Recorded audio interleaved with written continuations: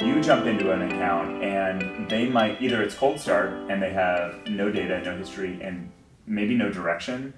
What is your setup process? Because it might look a bit different. My setup process is really all about just getting data. I think that what gets left behind often is just this idea that you have to start off with maximum efficiency and very precise targeting, and everything has to be very well structured and in place. I actually disagree with that approach. I think that just getting a campaign started and collecting the data back and understanding what placements are performing, what platforms are performing, and so forth. That data itself, whether you've got $10 ROAS or $1 ROAS, is extremely valuable, and that can inform how you build additional campaigns. And there's, I think, also this idea that it all has to be started off on the right foot, but really ad campaigns on Walmart or any other platform, really, it's almost a living, breathing thing. It can be modified, it can be optimized, it can be changed at any time. And it's not, set it and forget it is like a dirty phrase in our line of work. We're constantly engaged. We build a tool to optimize a lot of the hands-on keyboard aspects of it, but there's still like a level of engagement that I think is almost required. And that stems from, constantly looking for improvements, not necessarily from getting started on the right foot and then walking away. So for me, it's really just about getting started in the first place.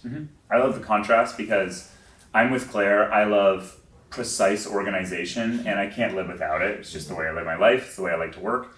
But in reality, if you're trying to get started on a platform like Walmart, and I think this will lead nicely into our next topic, just launching an auto campaign of your best performing product or your most important product is going to teach you a lot about the platform. And you're going to learn a lot about your opportunities. You're going to learn a lot about the keywords that are available.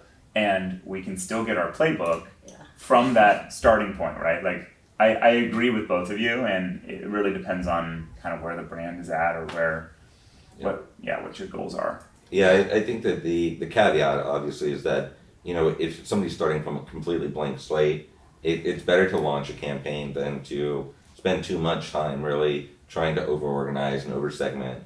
But, of course, if they have campaign history and they have running campaigns, then Claire's going to be able to come in and really kind of connect all of the dots and reorganize and restructure in the best possible way. And I think that, there's definitely different approaches to that, of course, but just for somebody who's never advertised before or a brand that's never had existing campaigns, auto bid campaigns are really the bread and butter of getting started.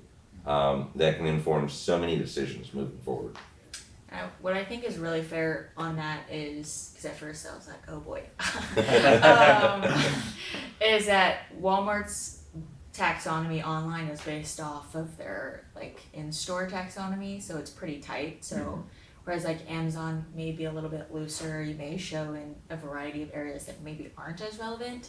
Walmart's site is very tight. And it's a little bit wider range now with the relevancy improvements, but you're not necessarily going to show in irrelevant places for the most part. So I think that's fair. The one thing I would add is that I always recommend people start with low bids and then incrementally increase. So I think then you're not just blowing it out on, places that are less efficient, those broader terms, things like that. So if you incrementally increase bids, then you find that equilibrium between budget and traffic, and so you're efficient within what you have to offer.